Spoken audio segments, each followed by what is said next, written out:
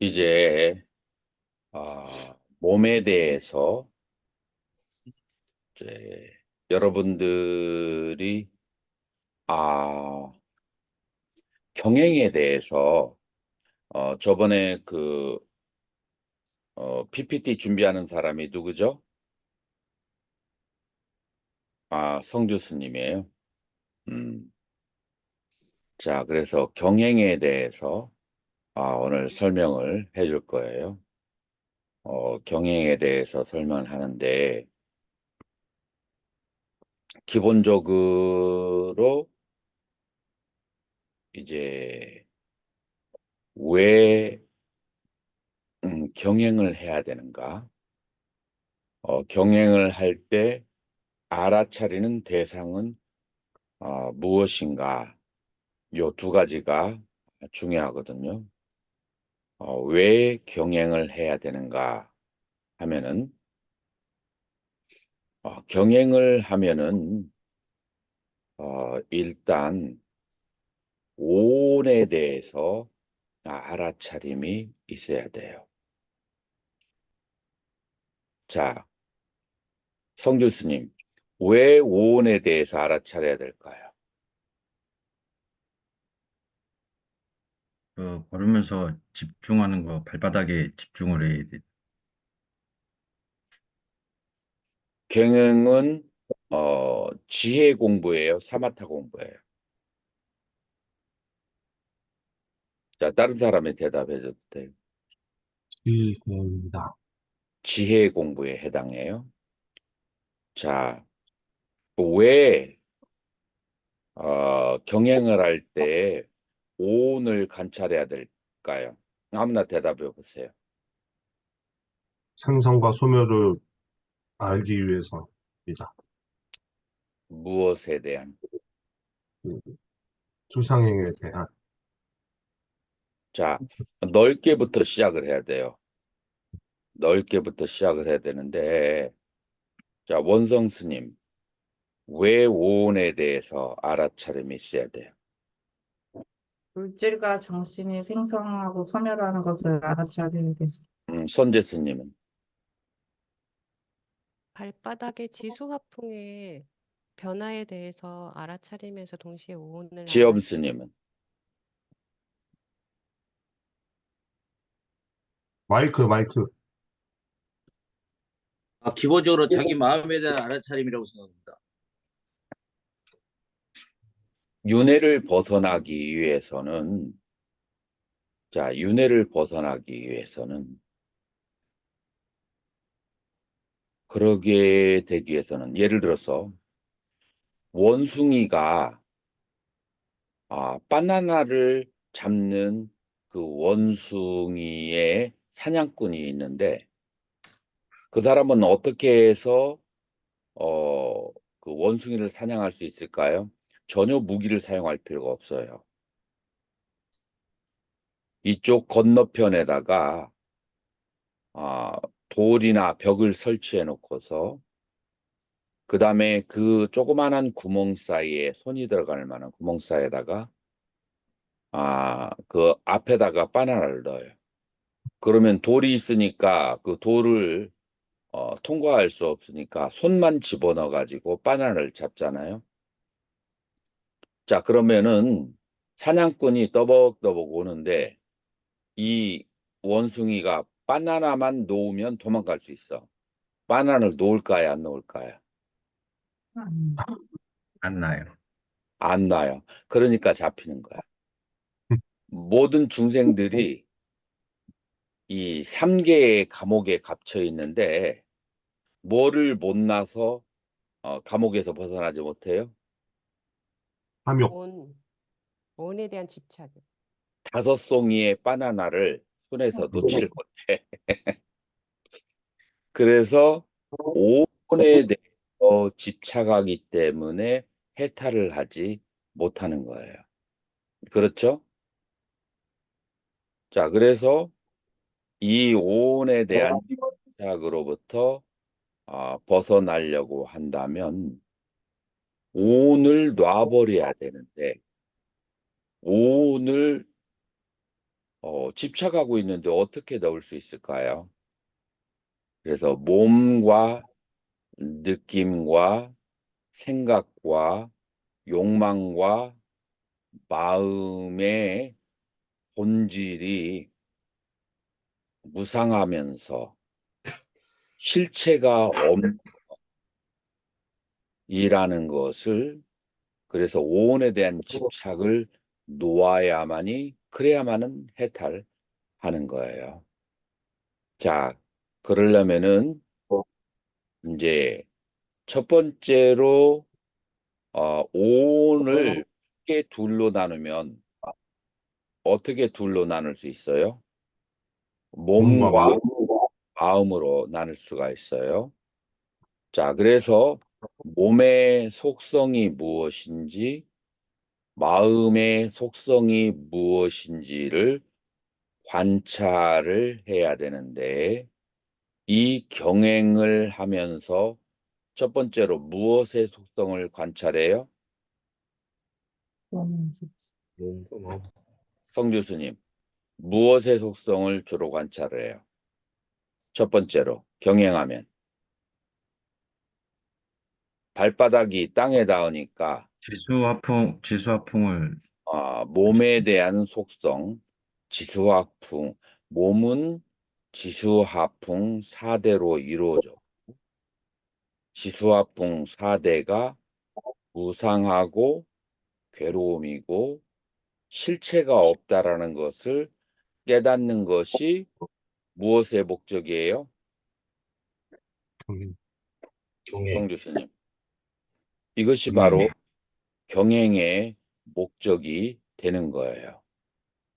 자, 그러기 때문에 경행을 할 때 먼저 몸의 그 구성 요소가 어떻게 이루어졌는지를 알아야 되는 거예요. 그래서 네 가지 요소에 대해서 마음을 집중을 해야 되는데, 그 네 가지 요소가 뭐예요? 첫 번째로는 땅의 요소, 두 번째 물의 요소, 네. 세 번째 불의 요소, 그 다음에 네 번째 바람의 요소. 이렇게 네 가지로 마음을 챙기고 알아차리라 라고 그렇게 얘기했어요. 자, 그러면 땅의 요소는 무엇인가 하면은, 땅의 요소는 딱딱함이나 부드러운 그런 성질을 말하는 거예요. 땅의 요소는 딱딱하거나 부드러운 성질.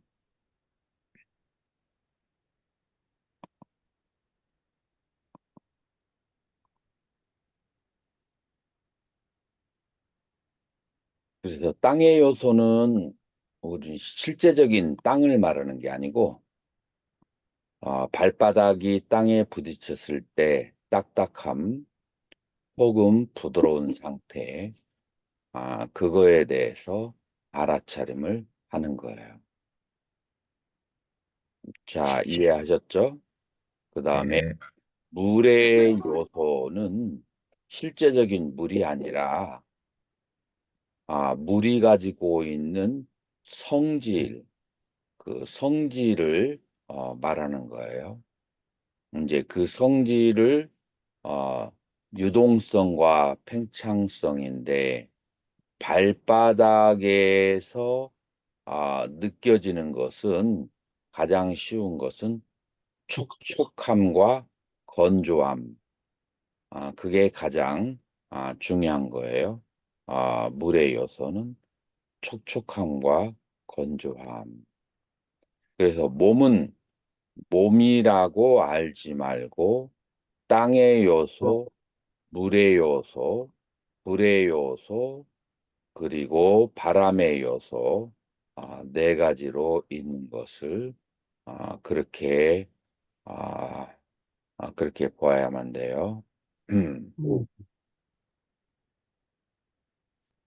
그래서 뜨거움과 차가움, 요거는 불의 요소다라고 그렇게 말할 수가 있어요. 그리고 바람의 요소, 네 번째로는 바람의 요소가 돼요. 바람의 요소라고 하는 것은 이제 움직임의 그 다음에 동작, 요게 가장 중요하게 되는 거예요. 그래서 여러분들이 발이 움직일 때 그때 바람의 요소를 우리는 느끼게 되는 거예요. 지견 스님 착하네. 그래도 일찍 그 미팅 끝내고 일찍 들어오네.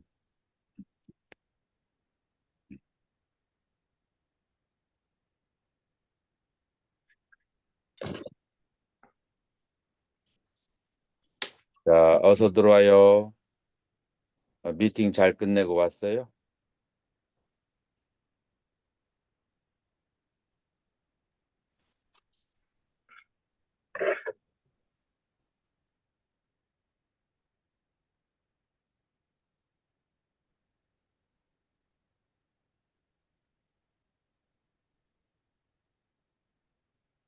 나는 지견 스님 늦게 오면은 따로 불러서 나머지 공부 시키려고 했는데 일찍 들어.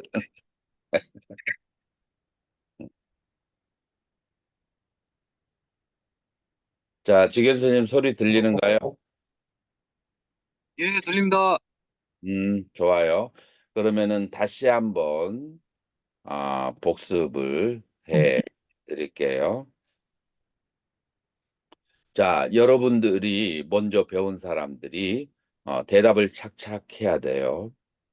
음, 자, 경행을 특히 성주수님은 내가 지금 얘기하는 것을 잘 적어서 PPT에다 하면은 그러는 100점짜리 저기 PPT가 되는 거예요.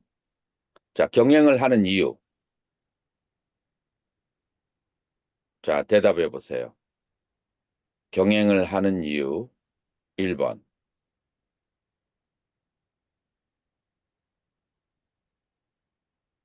경행을 하는 이유는 그것은 인간은 몸과 마음으로 이루어졌고 그 다음에 이 윤회에서 벗어나지 못하는 이유가 이 몸과 마음, 오온에 대한 집착 때문에 발생하는 것이다 라고 그랬어요. 비유를 뭘로 들었죠? 원숭이 바나나. 원숭이. 원숭이가 바나나만 놓으면 도망갈 수가 있는데 바나나를 놓지 않는 거예요. 그렇기 때문에 도망가지 못해. 마찬가지로 인간이 무엇을 잡고 무엇으로 도망가지 못하는 거예요? 해탈을 못. 오온의 집착.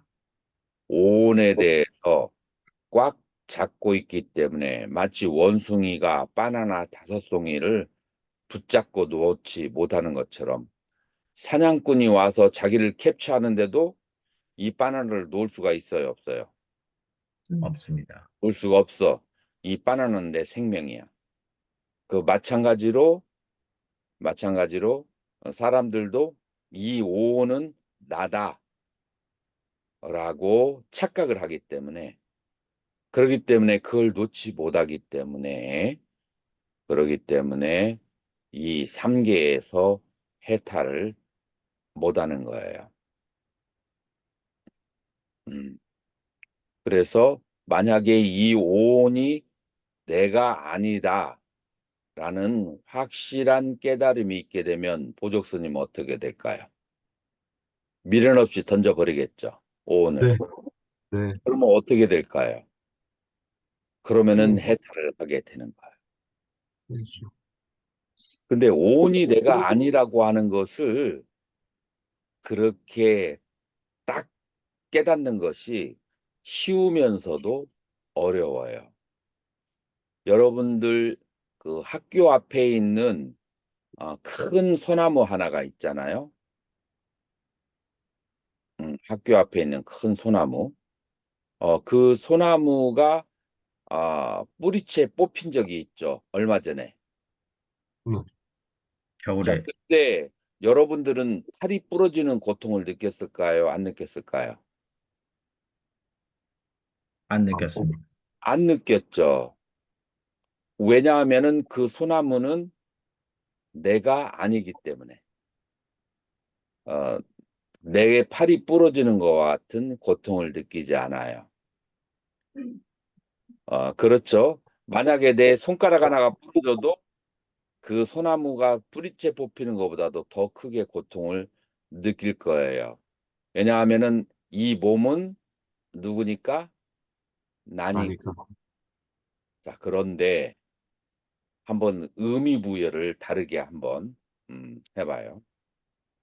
의미 부여를. 지견 스님 그 소리 잘 들리는가? 예, 잘 들립니다. 왜 영상이 안 나오는가? 잠시만 제가 핸드폰으로 지금 들어와가지고 다시 나갔다 들어가겠습니다. 아, 지금 급하게 들어오느라고 그렇게. 음. 자, 그래서 음, 여러분들이 만약에 그 소나무를 10억을 들여서 샀어.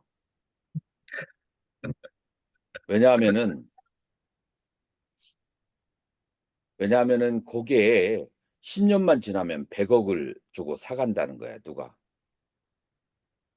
중국에서 한 상인이 와서 10년 후에 가져가는데 그 10년 후에 가져갈 건데 그거는 100억을 주고 사가겠다라고 하는 거예요. 지겐 스님 얘기 들었는가? 어떤 중국의 상인이 와가지고 그 승가대학교 안에 있는 소나무를 100억을 주고 사가겠다는 거야. 지금 현재 10억인데. 그리고 괜찮네. 선불을 얼마를 냈냐면은 1억을 냈어. 그리고 이 사람은 너무나 유명한 그 중국의 그 회장이야.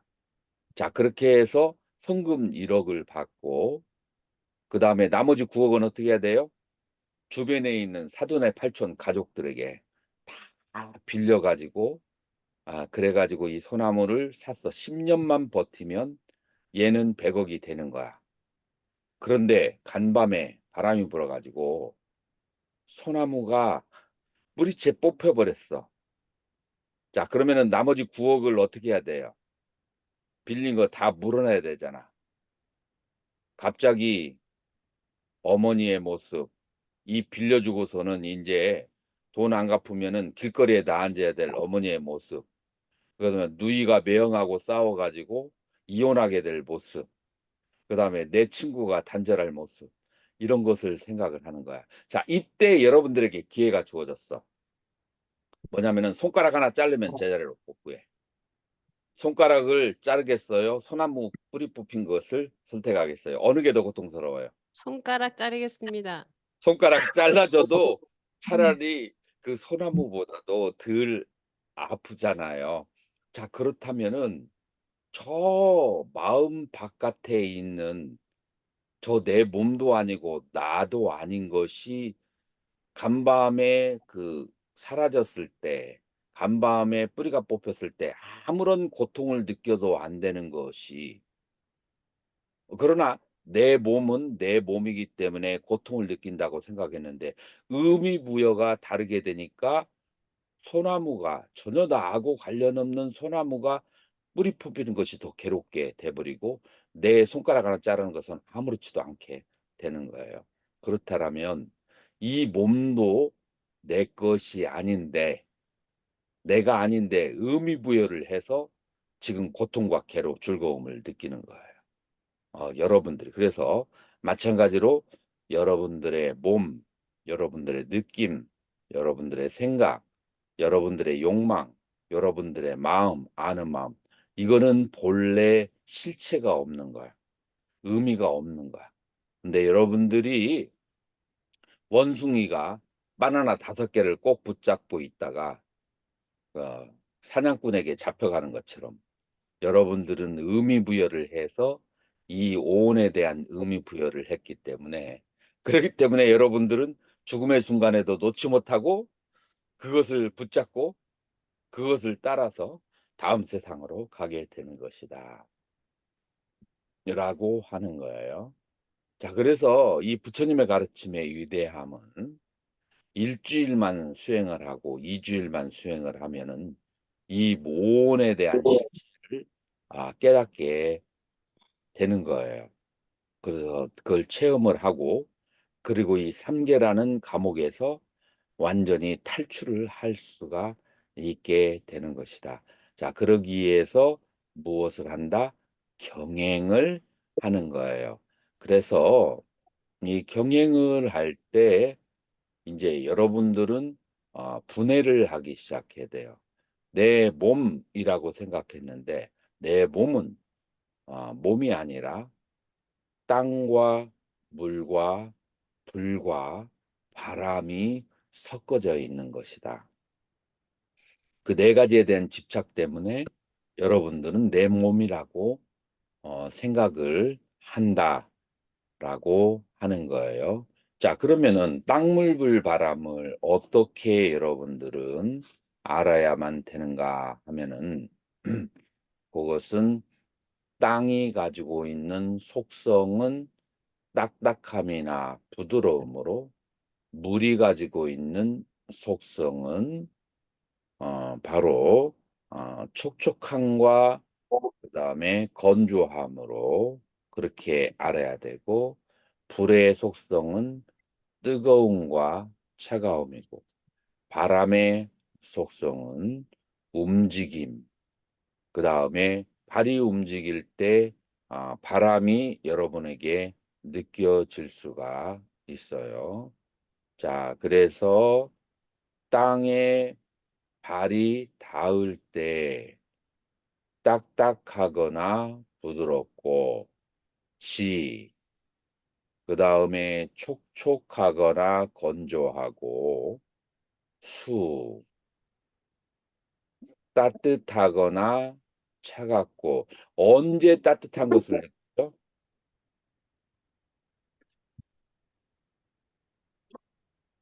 지금 네, 예를 들어서 지견 스님은 내가 몸을 보니까 바람이 좀 들어갔어. 왜 바람이 들어갔다고 할까? 살짝 들뜸이 들어갔어. 그래서 지수화풍 4대 가운데서 홍대가 살짝 더 들어갔어요. 왜 그랬을까? 이제 여러 가지 일들이 이제 아침에 갑자기 몰려 있으니까 그것들을 많이 하면서 몸을 움직이고 생각을 움직이니까 몸을 움직이고 생각을 움직일 때 지견 스님 무슨 요소가 4대 가운데 무슨 요소가 더 많이 필요해요? 물이 필요합니다. 아니, 응? 바람. 예. 움직일 때 바람이 필요해.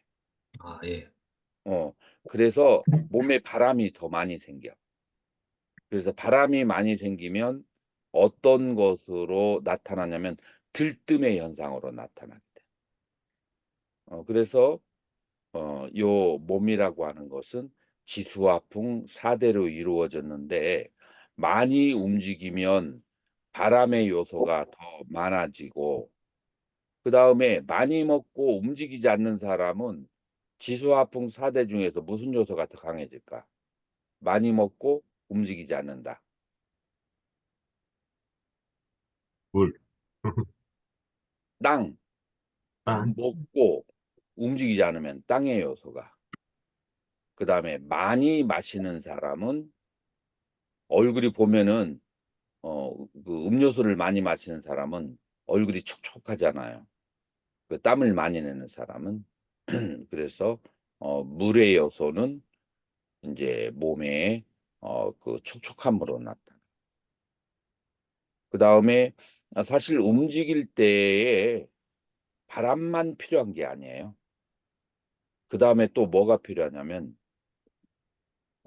불이 필요해요. 먼저 움직일 때 생각이 움직여야 되는데 생각이 움직일 때는 불이 필요하고 그 다음에 몸이 실제로 움직일 때는 바람이 필요한 거예요. 아까 지견수님 불이라고 했나? 아, 제가 물이라고 했습니다. 물이라고 했어. 예. 그러면 그건 답이야.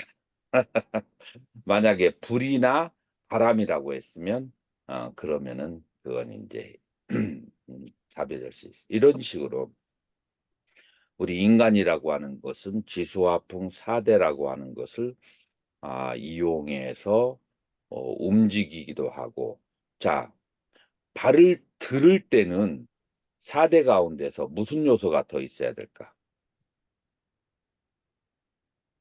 바람, 바람.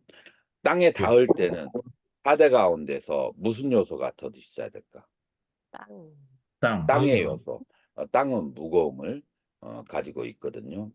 자, 그래서 발이 닿을 때 딱딱하거나 부드럽거나, 그 다음에 촉촉하거나 건조하거나,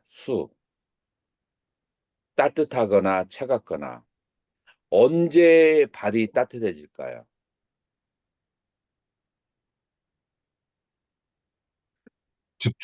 마음이 집중될 때. 마음이 집중될 때. 그 다음에 두 번째로 몸의 기혈이 순환이 잘 될 때, 그때에 발이 따뜻해져요. 그리고 발이 따뜻해지게 되면 그 다음에 무슨 현상이 발생할까요? 촉촉해집니다. 촉촉해져. 촉촉해지게 돼요. 그래서 발이 따뜻하고 그 다음에 발이 촉촉해지게 되면, 그러면은 수승화강이 잘 된다는 거예요. 수승화강 저번 시간에 설명했죠. 물 기운은 머리 위로 올라가고 불 기운은 심장에서 발바닥으로 내려가게 되면은 사람이 아주 차분하고, 이게 산매에 들어갈 때 징조다라고 하는 거예요. 산매에 들어갈 때 징조다. 그렇게 해서 이제 여러분들이 이제 경행을 하는 것이다. 그렇게 말할 수가 있어요. 자, 그래서 이제 부처님께서는 행주자와에 대해서 마음을 알아차려야 된다라고 그렇게 얘기했어요. 그래서 이 행선을 경행이라고도 그렇게 해요. 그 다음에 좌선을 번갈아 가면서 하면 마음을 쉽지 지혜에 그렇게 집중할 수 있고, 이 두 가지를 통해서 지혜를 얻게 된다.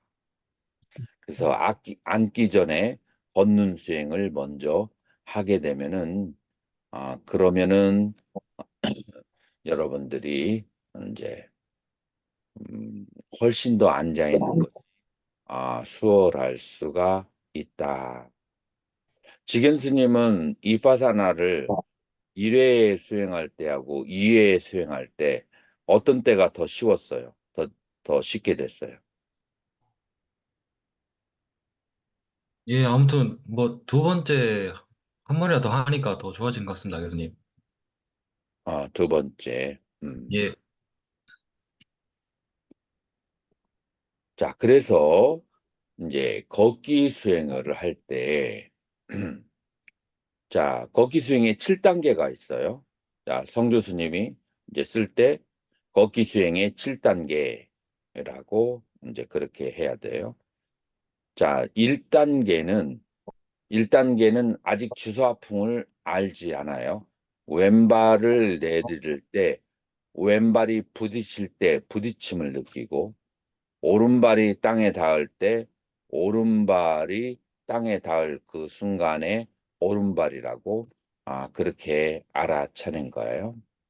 자, 그리고 첫 번째 오른발 왼발이 땅에 부딪힐 때 마음이 거기에 집중을 해야 되고,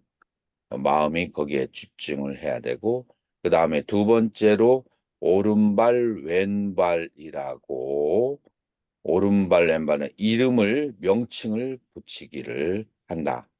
그러나 이 둘 중에서 더 중요한 것은 마음이 마음이 발바닥에 내려가서 발바닥에 부딪히는 느낌을 알아차리는 것이 먼저고, 그 다음에 이름 붙이는 것은 두 번째다 라고 하는 것을 알아야 돼요. 그래서 이제 첫 번째 단계에서는 오른쪽 왼쪽에 마음이 빨리빨리 가서 그렇게 알아차리는 훈련을 하는 것이 경행의 1단계다라고 그렇게 말할 수가 있어요. 그리고 이제 걷기 명상을 할 때 눈을 감으면 그러면은 보행이 어려울 수 있어요. 그래서 눈은 반개, 눈은 반절로 감게 되고 눈의 시선은 1m 정도 앞에 전방 바닥에 시선을 고개를 숙이면 안 돼요. 그러면은 목과 어깨에 긴장감이 생기고 두통이 생길 수가 있어요. 그래서 목은 바른 상태로 그렇게 발을 바라봐서도 안 돼요. 발은 마음으로 해야만 되는 것이지 목을 구부려서 발을 보려고 해서는 안 돼요. 자, 주위를 둘러봐서도 안 돼요. 그래서 마음은 발바닥에 그렇게 그렇게 집중을 해서 발바닥에 무엇에 지수화풍사대 느낌에 집중을 해야만 해요. 그래서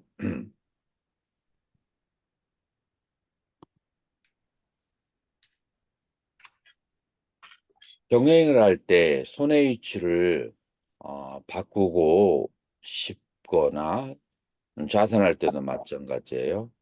이제 바꿔도 되지만 여기에서 손의 위치를 바꾸려고 하는 의도가 발생됩니다. 그래서 바꾸려고 하는 의도, 그 다음에 너무 길면 애우기 어려우니까 의도라고 알아차리고 손의 위치를 바꾸게 되는 거예요. 자세도 마찬가지죠. 자, 그러고 난 다음에 발의 움직임으로 다시 가야만 되죠. 두 번째 단계는 어떻게 되는 거죠? 두 번째 단계는 발을 들음, 다음. 그래서 첫 번째 단계는 왼발, 오른발 부딪힐 때 단 하나만 집중을 하면 되고, 두 번째 단계는 발을 들으려고 들음과 다음 두 가지에 집중을 해야 돼요. 그래서 발을 들으려고 할 때에 그것을 우회로 올리는 그런 느낌과 그 다음에 땅이 닿으려고 할 때 그 닿는 그 느낌, 요 두 가지를 느낀다.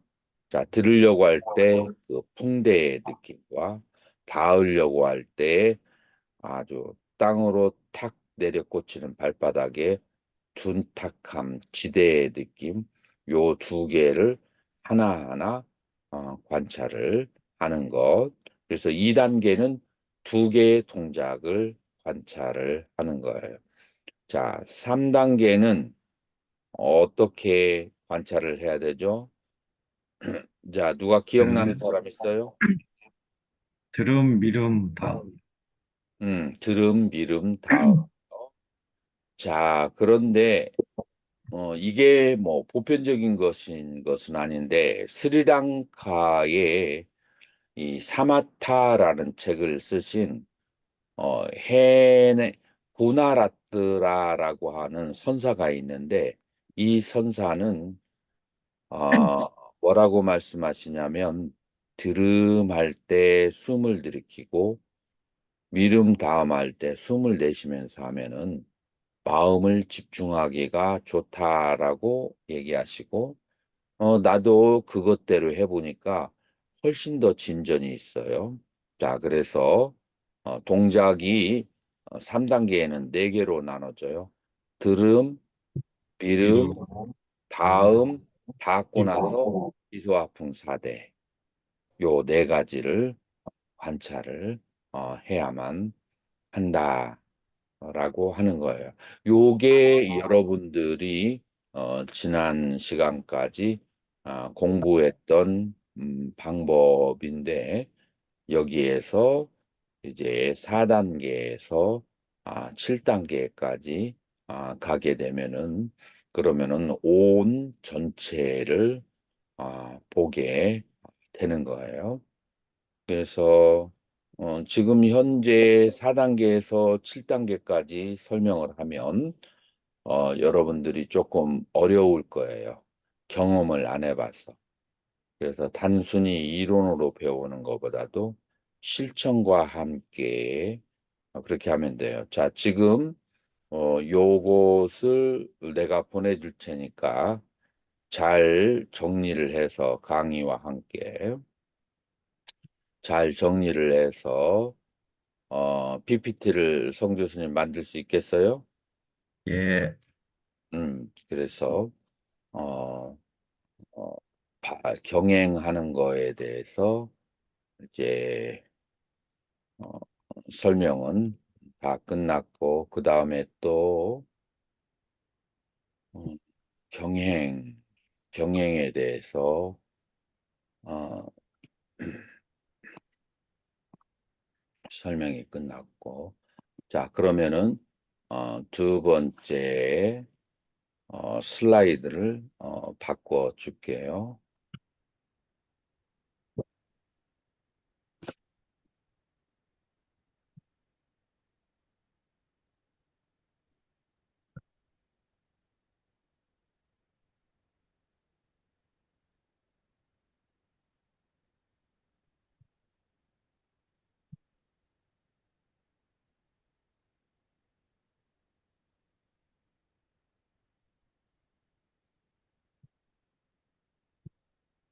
활정도가 여러분들 앞에 보이나요?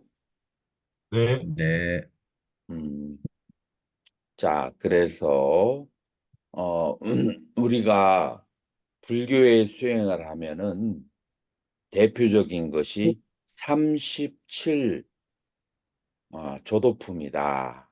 요거는 여러분들이 기본적으로 알고 있어야만 돼요. 저번 시간에 우리가 뭘 했죠? 칠각지를 칠각했습니다. 공부를 했어요. 칠각지를 공부를 했는데 그런데 37 조도품 안에서 수행의 제일 처음 시작은 무엇으로 이루어지는가? 그거는 팔정도에서부터 수행은 시작을 하는 거예요. 팔정도에서부터 수행은 시작을 하는데, 자, 우리가 첫 번째 정견으로부터 시작을 한다고 그랬어요. 자, 정견이 뭐죠? 누가 대답을 해보세요.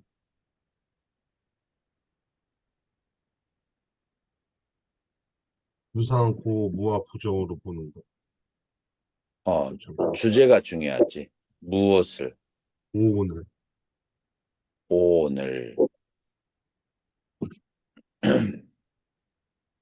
이제, 나를 분류할 때 오온으로도 분류할 수가 있고, 또 다른 방법으로 분류할 수가 있는데, 몸과, 나는 몸과 마음으로 이루어졌잖아요. 몸과 정신으로. 그 다음에 이 몸과 정신의 대상, 몸의 대상은 느낌이고, 마음의 대상은 뭐예요? 생각이에요. 마음의 대상은 생각. 자, 그래서 이 네 가지를, 이 네 가지를 몸과 느낌, 이 몸과 느낌을 한문으로 하면 뭐가 돼요? 어떻게 돼요? 수, 느낌은 수고, 몸은 색, 신, 신수신법, 몸신자. 그 다음에 마음은 신, 심. 그 다음에 생각은 입니다. 법. 네, 그래서 몸과 마음이 그 대상인 느낌과 법을 그것을 생각을 그거를 신수신법이라고 그래요. 그래서 나의 몸과 마음과 그것의 대상을 관찰하는 것을 신수신법이라고 하는데 이제 오온을 이런 식으로 분류하는 게 있어요. 그래서 오온 혹은 신수신법으로 분류를 하는데 결국은 나의 다른 이름이죠. 그래서 정교는 역시 나에 대해서 어떻게 관찰을 하는가예요. 자, 그래서 여러분들은 마치 뭐와 같아요? 원숭이와 같아. 저 돌 너머로 바나나 5송이가 있어. 그 5송이를 딱 잡았는데 잡으니까 그 구멍이 워낙 작아서 내 손이 안 빠져나오잖아요. 이 원숭이의 손이 안 빠져나와. 그 사이에 유유히 사냥꾼이 와가지고 원숭이에다가 목줄을 매고 원숭이를 데려가는 거예요. 야, 그래서 이제 이번에는 신수신법이야. 4송이의 바나나를 가져다 놓았어. 4송이의 바나나에 대해서 여러분들이 꽉 잡고 있으니까 죽을 때에 그 집착 때문에 윤회를 하게 된다라고 하는 거예요. 그러니까 어떻게 해야 돼요? 윤회로부터 벗어나려면 지견스님, 예, 예, 이 원숭이가 사냥꾼으로부터 예, 도망가려면은 손에 드는 바나나를 어떻게 해야 돼? 다 먹어야 됩니다. 아니, 자, 여기 돌멩이가 있는데 내가 건너편으로 손을 딱 집을 때는 손이 반드시 겨우 들어갈 정도야. 근데 바나나를 딱 집으면은 그 돌에서 빠져나오지를 못해. 예, 자, 바나나는 이럴 포기해야 경우에 됩니다. 바나나를 포기해야 돼. 네, 근데 원숭이가 바나나를 포기할까요? 안 할까요? 안 합니다. 안 하죠. 그러니까 사냥꾼에게 잡혀. 이제 우리 사람도 신수신법의 4가지에 대해서 죽음의 순간에 포기하면은 해탈을 할 수가 있어. 근데 포기할 수 있어요, 없어요? 지견스님. 포기할 수 있습니다. 있어요. 그래서 신수지법을 포기를 해야 되는데 무슨 학생회장 자리 포기할 수 있어? 예, 내 몸과 마음은 그만두고 학생회장 자리도 내가 이것을 놔두면은 사람들이 나를 어떻게 볼까? 나를 너무 무책임하다고 생각하지 않을까? 뭐 등등을 생각하면서 아유, 내가 1년만 더 버티게 되면은 그러면은 모든 나도 좋고 모든 사람이 다 좋은데 하면서 뭐 여러 가지 이유 때문에 포기하기 어려워요. 마찬가지로 신수신법도 포기하기가 이제 어려운 거죠. 자, 그럴 때 이 신수신법을 그냥 포기하라 그러면은 포기하지 못해. 신수신법의 실체를 봐야 돼요. 부처님께서 신수신법이 어떻다겠어요? 실체가 어떻다겠어요?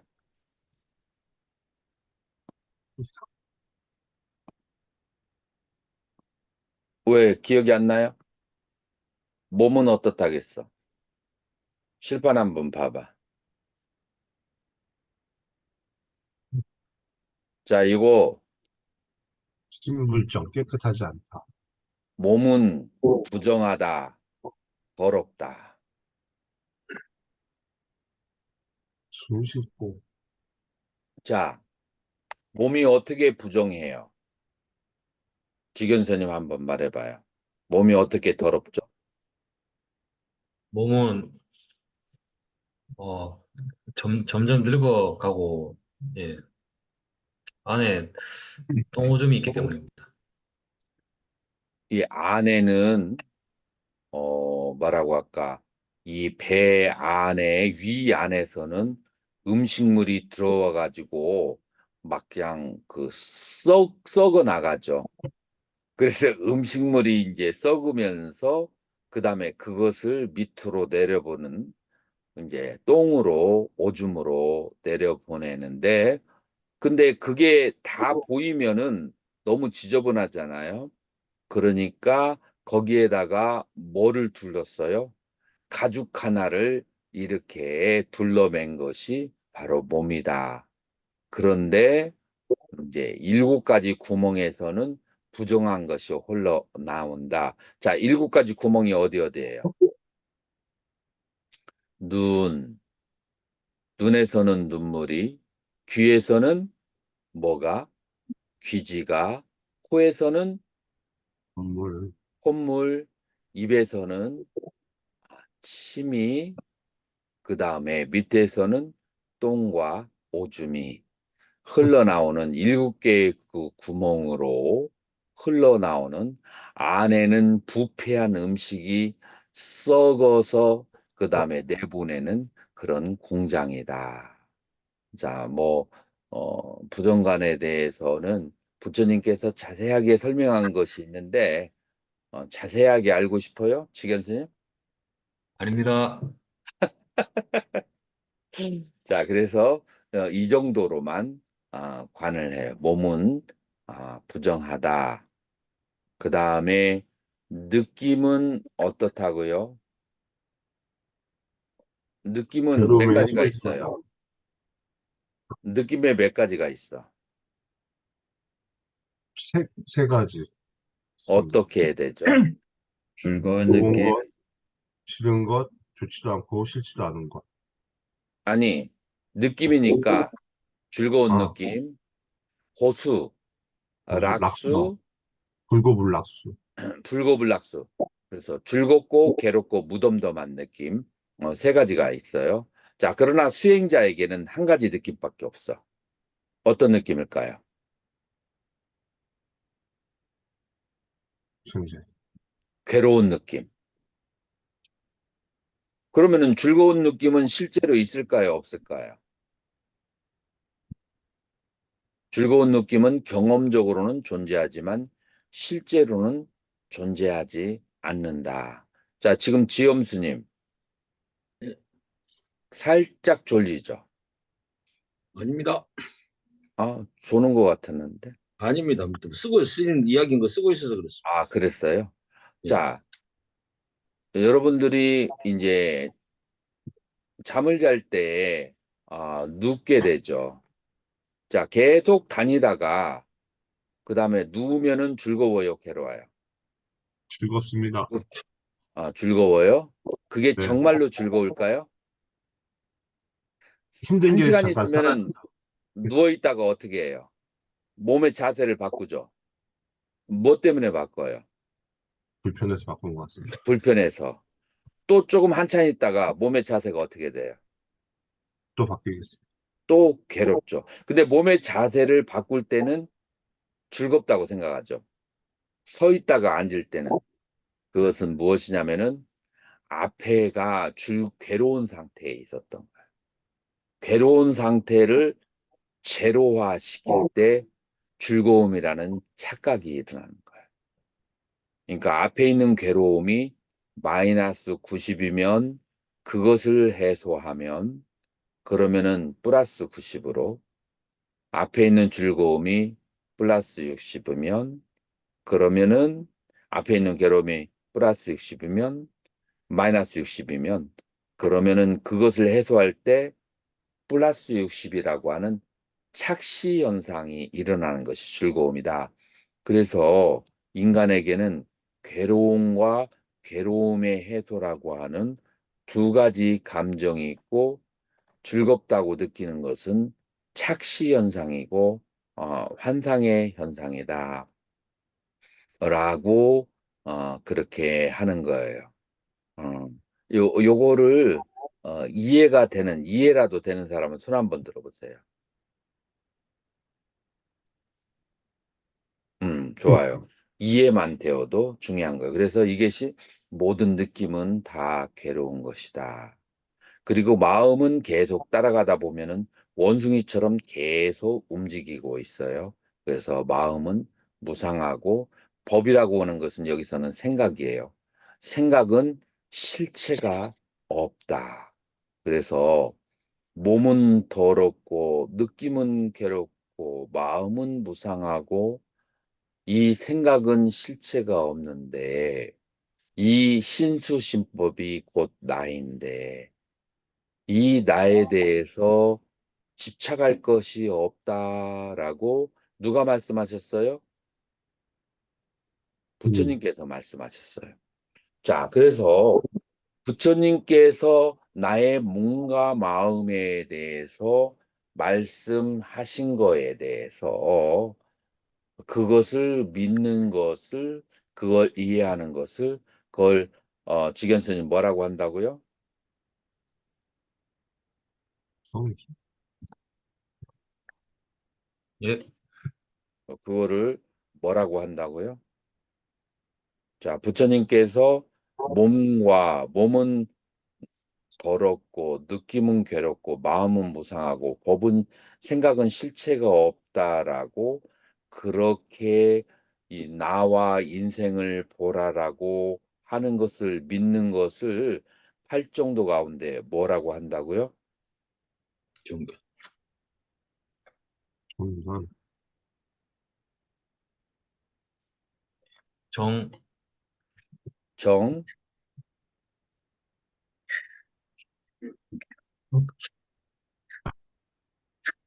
죄송합니다. 아니 여기 써 있는 거 잘 봐봐. 아, 예. 당황하지 말고 뭐라고 써 있는가 봐봐. 칠판이 안 보여? 아, 보입니다. 그럼 뭐라고 써 있어? 사전도, 아니 그 저 제일 위에 목차에 아, 예. 뭐라고 써 정견입니다. 있어? 어. 정견을 한글로 풀으면 뭐가 돼? 바르게 보는 거. 바른 견해라고 그래. 자, 그러면은 어떤 것이 바른 견해예요? 지금 내가 얘기한 것을 어, 다시 한번 해봐. 어떻게 보는 것이 바른 견해라고? 자, 요거를 스님이 해석하면 돼. 자, 몸은 어떻게 봐야 돼? 몸은 더럽습니다. 그 다음에 느낌은 어떻게 봐야 느낌도 돼? 어? 실제하지 않습니다. 요 한문, 요 한문, 요 한문. 예, 뭐라고 써 있어? 한문이. 예, 느낌은 수시고. 아, 스님은 한문을 안 배운 세대지. 느낌은 바로 괴롭고. 따라서 해봐요. 느낌은 바로 괴롭고. 느낌은 괴롭고, 마음은 무상하고. 마음은 무상하고, 법은 생각이라고 했어요. 생각은 실체가 없다. 생각은 실제가 없다.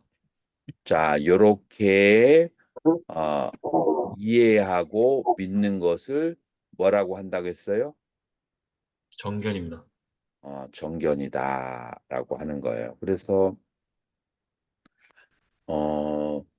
요것만 잘 알고 있어도 가끔 가다가 이제 1년 동안 스님은 바쁠 테니까 바쁜 와중에서도 잠깐 1분, 3분 정도 틈을 내서 요것을 생각을 하게 되면 커다란 이익이 있다.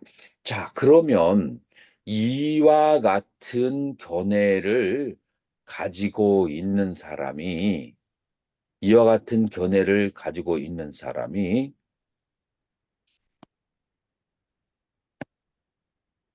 이제 이런 어떤 식으로 생각을 할까? 자, 신수신법이 부정고 무상무아라고 본 사람이 이 부정한 것을 쫓아서 살까? 괴로운 것을 쫓아서 살까? 무상한 것을 쫓아서 살까? 실체가 없는 무아인 것을 쫓아서 살까? 선재스님 어떻게 해요? 어떻게 생각해요? 쫓지 않고 버릴 것 같습니다. 자, 그래서 그것들과 반대되는 쪽으로 살아가게 되겠죠. 그것들의 반대가 되는 생각이 뭐냐면은, 자, 느낌은 괴롭고 그 다음에 몸은 부정하다고 했으니까 느낌과 몸에 대한 욕망을 버리는 삶을 살겠죠. 그러겠죠. 삶의 방향이 바뀌어지게 되는 거예요. 자, 요거를 네감마라고 그래요. 이 까마에 대해서 버리는 삶을 사는 거. 그 다음에 이렇게 생각하는 사람이 나의 욕망을 위해서 남을 해치고 살까요? 살지 않을까요? 남을 해치고 살지 않게 되죠. 그래서 어빙사, 남들을 해치지 않고 세 번째로는 어떠한 삶을 남이 나에게 고통을 주더라도 적의를 가지지 않고 그냥 남을 도와주는 삶을 살게 된다. 자, 그래서 요거를 빨리어는 바른 생각이라고 번역하지만 산스크리트에서는 바른 서원이라고 그래요. 견해가 생기면 내 인생의 목표가 바뀌어지게 된다. 그래서 인생의 목표가 이와 같이 바뀌어지게 되려면 그 기초에 보적스님 뭐가 있어야 돼요? 정견이 있어야 됩니다. 견해가 있어야 돼. 정견과 그 다음에 바른 서원 사이에 이와 같은 인과관계를 가지고 있다라고 하는 것을 알아야만 돼요. 자, 이와 같은 인과관계가 있는 것을 알고 이제 그런 상태에서 그런 이제 생각을 하니까 그것이 무엇으로 표현이 되어져요? 무엇으로? 자기의 말과 그 다음에 행위와 직업으로 표현이 되어져요. 말과 행위와 직업으로 표현이 되어지는데 그거를 뭐라고 하느냐면은 정업, 정명이라고 그렇게 한다라고 하는 거예요.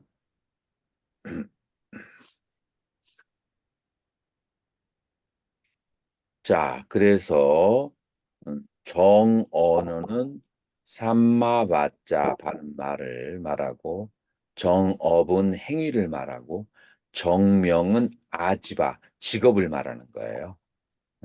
그렇게 해서 삼마 바야마 바른 정진까지 요렇게 해서 8정도 가운데 6가지가 저절로 따라간다라고 그렇게 말할 수가 있어요. 자, 그러고 난 다음에 7번째가 바로 정념이 되는 거예요. 7번째가 정념이 되는데, 자, 정념은 제 1번이 뭐라고 그랬어요?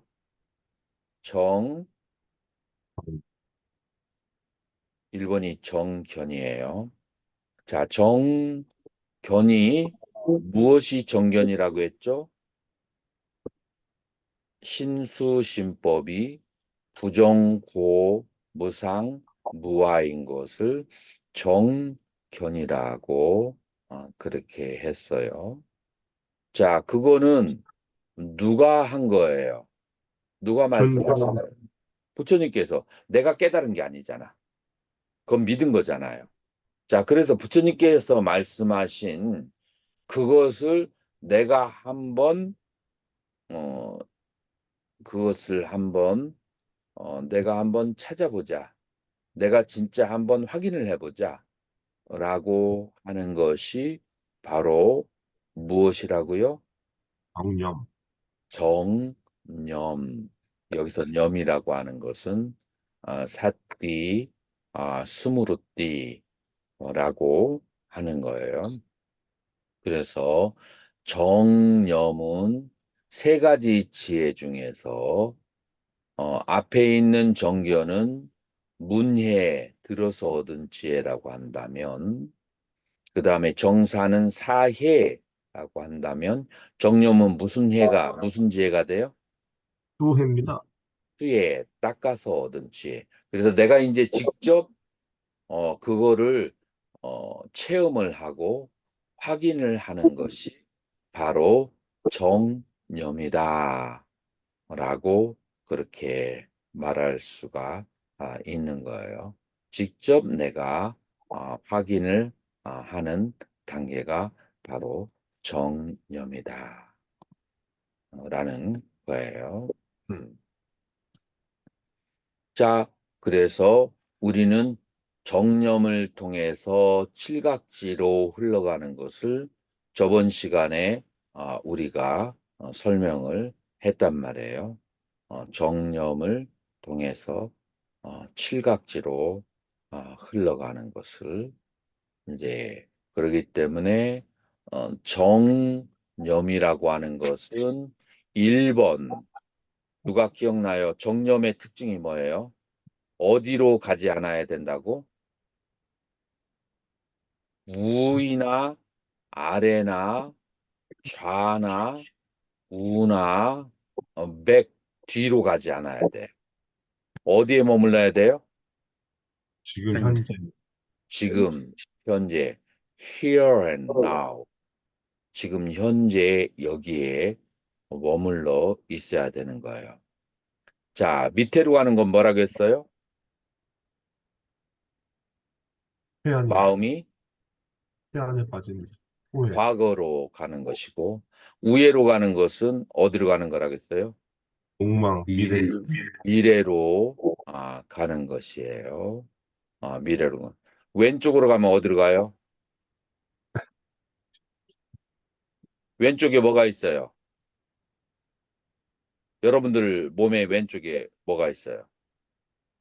왼팔이 있는데. 왼쪽에 심장이 있잖아. 마음이 심장 쪽으로 가면 뭐가 생겨요? 분노. 분노. 오른쪽에는 뭐가 있어요? 있습니다. 간이 있어요. 네. 간이 발달되면 뭐가 많이 발생해요? 화, 관계. 탐욕. 용. 그래서 마음이 왼쪽으로 가면은 분노, 오른쪽으로 가면은 탐욕, 밑으로 가면은 과거, 위로 가면은 미래의 들뜸 현상이 생기고, 자, 이거를 그 다음에 뒤로 가면은 의심이에요. 자, 요거를 전문용어로 뭐라고 그래요? 오장애입니다. 오장애. 마음을 그래서 지금 현재에 머무르게 하고 위에도 아래도 왼쪽으로도 오른쪽으로도 뒤로도 가게 해서는 안 된다. 그러면은 마음이 5가지 장애에 부딪히게 된다. 마음을 현재에 머무르게 하는데 가장 좋은 수단이 뭐라겠어요? 호흡이 고 나가는 것에 대해서 집중을 하게 되면 그러면은 필연적으로 마음은 평화로워지고 삼매에 들게 되는데 이 삼매에는 초선에서부터 사선 그 다음에 팔선까지 있다라고 하는 거예요. 그래서 부처님께서 그렇게 해서 세간의 사람들은 창고에 있는 돈을 세는 것으로 즐거움을 삼고, 출가자는 무엇으로 즐거움을 찾는다고 그랬어요?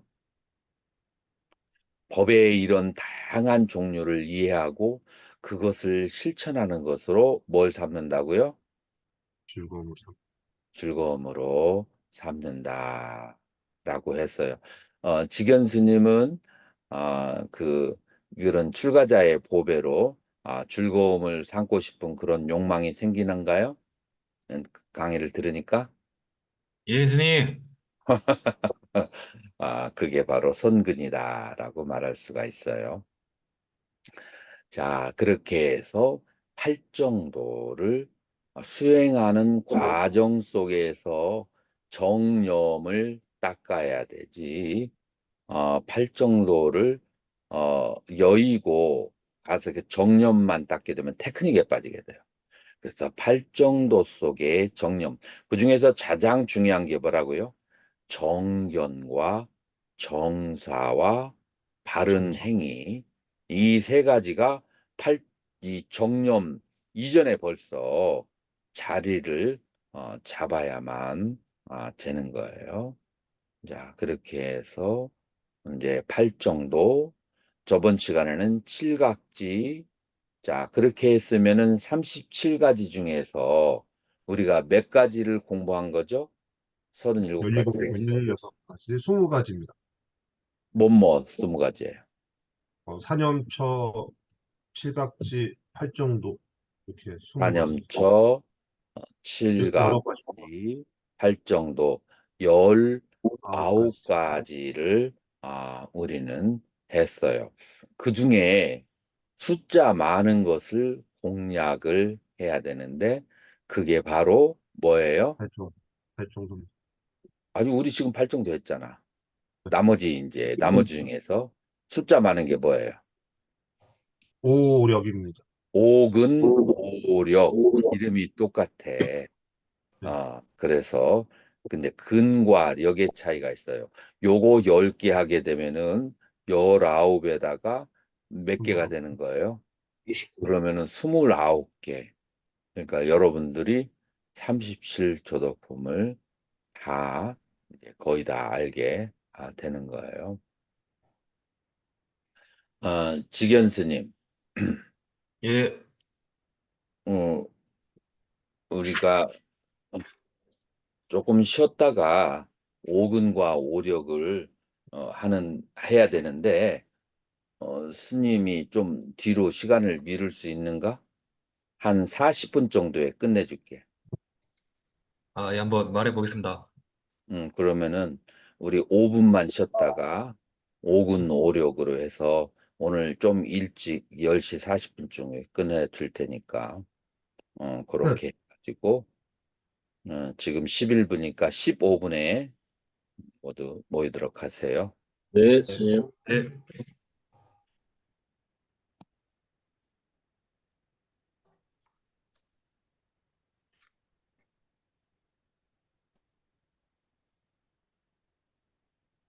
자, 사띠 수행을 할 때, 선제 스님이 아직 안 들어왔군요. 선제 스님 어서 들어오세요. 네, 있습니다. 있었어요. 네, 제가 비디오를 안 켰습니다. 네. 음, 사띠 수행을 할 때, 이 5가지의 이제 오근이 굉장히 중요해요. 오근을 인드리아라고 하는데, 빤자는 5개고 인드리아는 근을 말하는 거예요. 그것을 한번 지견 스님 잘 보이나요? 예. 한번 읽어보세요. 수행들에게 있어서 5가지 마음의 기능은 신, 정진, 염, 정, 해, 이다. 이 5가지 오근 또는 오력, 이 5가지 마음의 힘이라고 부른다. 수행을 위해서는 이 5가지 기능이 균형을 이루고 있어야 한다. 믿음은 굳건하고 흔들림이 없어야 한다. 정진은 힘차고 강해야 한다. 알아차림은 깊어야 하고 지혜는 꿰뚫어 보아야 한다. 자, 그래서 이 알아차림의 수행을 할 때 이 5가지를 염두에 두면서 알아차림을 해야만, 그래야만이 알아차림이 바른 길로 간다라고 하는 거예요. 사따 위리야 사띠 사마디 빠냐. 믿음과 그 다음에 지혜가 밸런스를 맞춰야 되고, 여러분들 시소 게임 할 때 시소하고 마찬가지예요.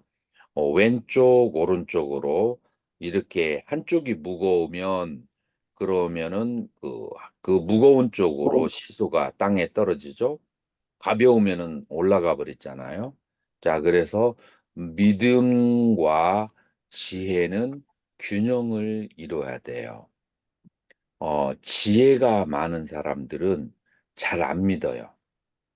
계속 사유를 하고 이해하려고 하거든요. 그러면서 신심이 부족하면은, 그러면은 수행을 시작할 수 있을까요? 없을까요?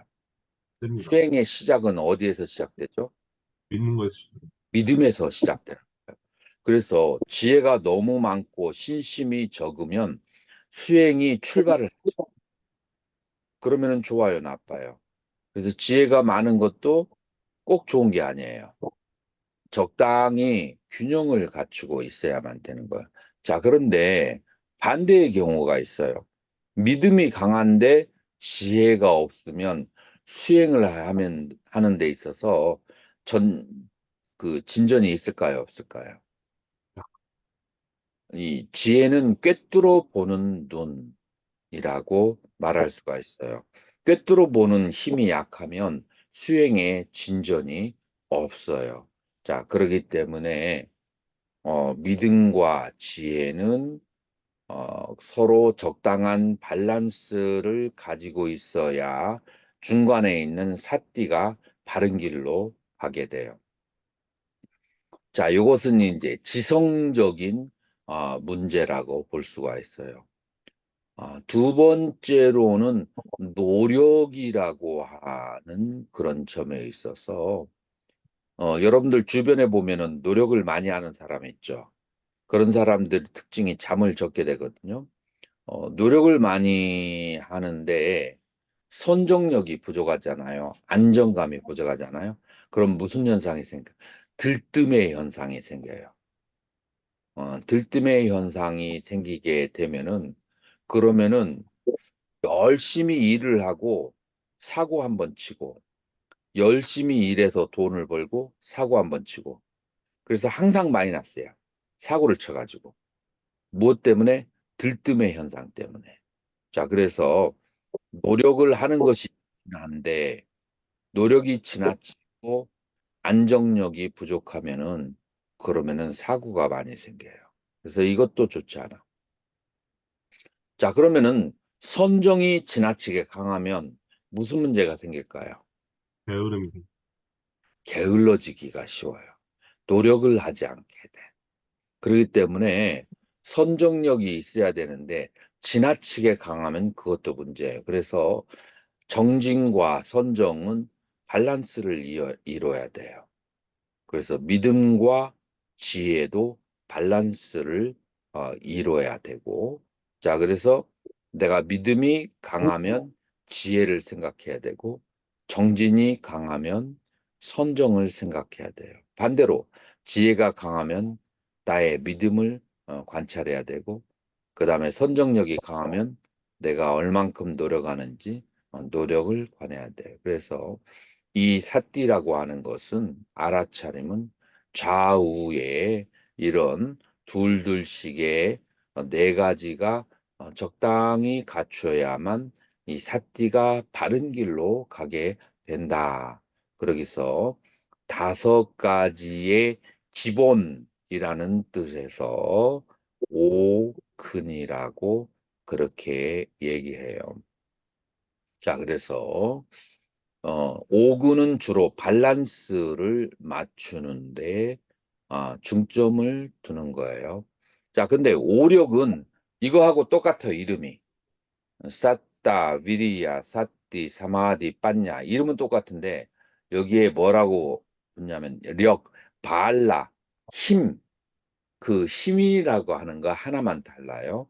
자, 그러면은 뭐냐면은 오근으로 밸런스를 맞추고 난 다음에 오근으로 밸런스를 맞추고 난 다음에 그 다음에 여기에서 파워가 생겨야 돼. 예, 믿음이 가지고 있는 파워가 있고 정진이 가지고 있는 파워가 있고 염이 가지고 있는 파워, 선정이 가지고 있는 파워, 지혜가 가지고 있는 파워가 있어요. 그 파워를 가지게 됐을 때 오력이다라고 하는 거예요. 그래서 여기서 샀다라고 하는 것은 이제 이해를 갖춘 믿음인데 그 이해를 갖춘 믿음은 우리는 8정도의 정견에 해당하는 거예요. 자, 정견에 두 가지의 정견에 두 가지의 정견이 있다고 그렇게 했어요. 두 가지 정견이 뭐가 되죠? 보험과 상염초요. 첫 번째가 뭐죠?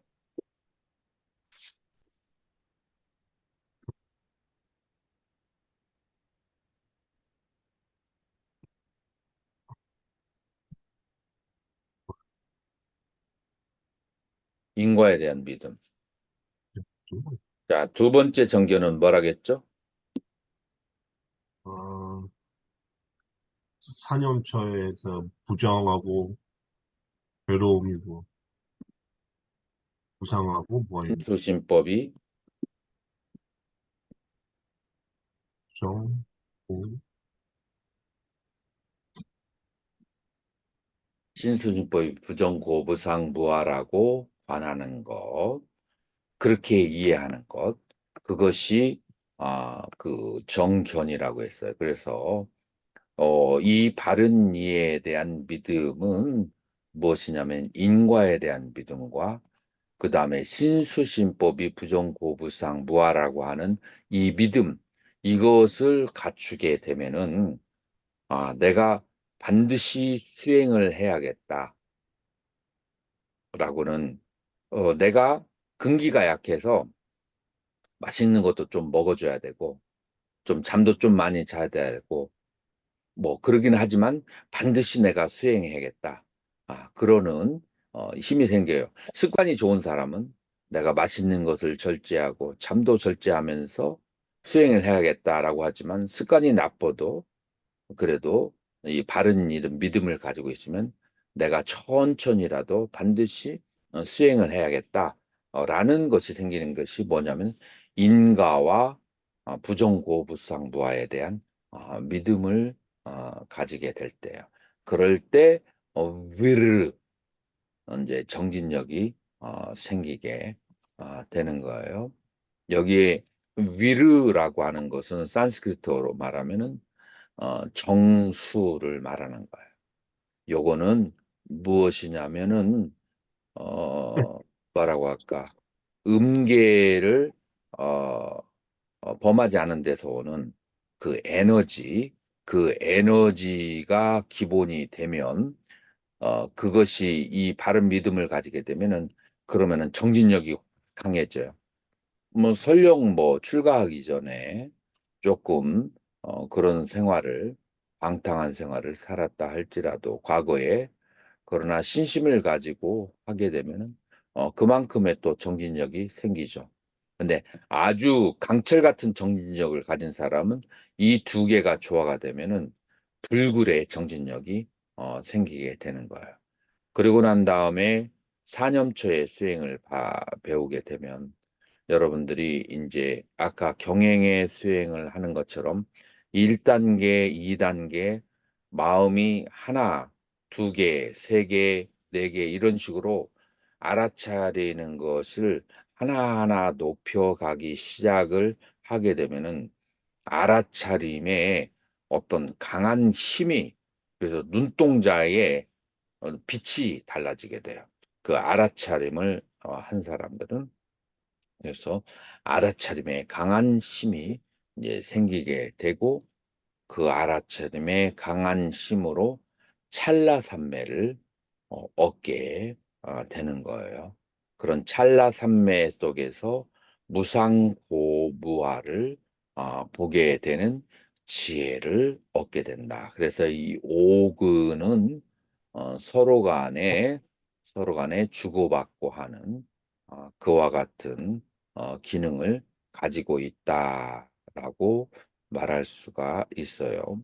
그래서 믿음이 약한데 지혜가 강한 경우는 이 분석적인 지식이 너무 강하게 되면 믿음이 약해진다라고 하고, 그다음에 지혜가 약하고 믿음이 강한 경우, 그런 경우는 수행자가 그냥 믿어서는 안 되는 것들을 쉽게 믿기 때문에 오는 잘못된 길로 가게 될 수가 있는 거죠. 그래서 사마디와 정진도 그렇게 균형을 이루어야 된다라고 그렇게 말할 수가 있어요. 자, 그러면 이 다섯 가지의 그 힘은 무엇인가? 믿음이 강해지면 뭐가 사라지게 돼요? 의심이 사라지게 돼. 수행에 대한 의심이. 그런 그 의심이 사라지게 됐을 때 그걸 뭐라고 하냐면 믿음의 힘이다. 힘이 생긴다라고 하는 거예요.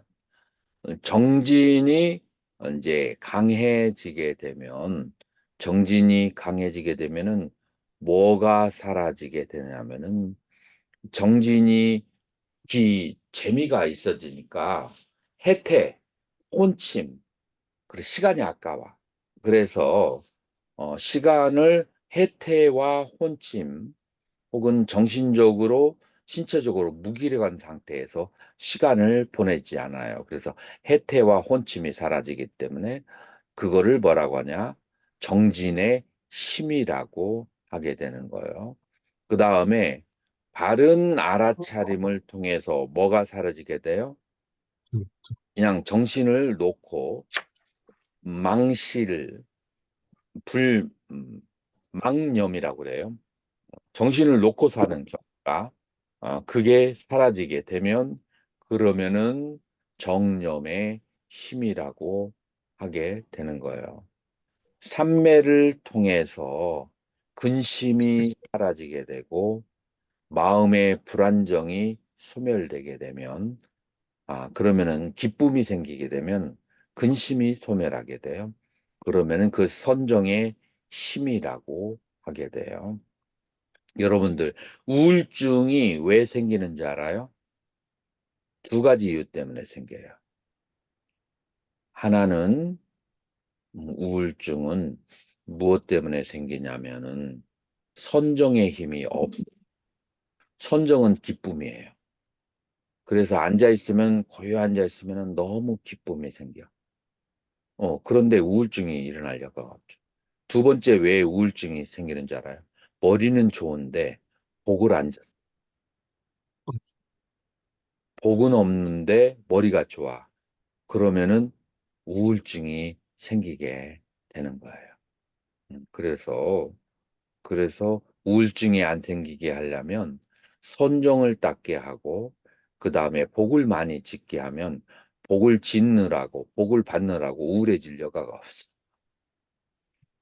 그래서 바로 선정의 힘이 우울하고 불안한 마음을 없애버리는 힘을 갖게 되는.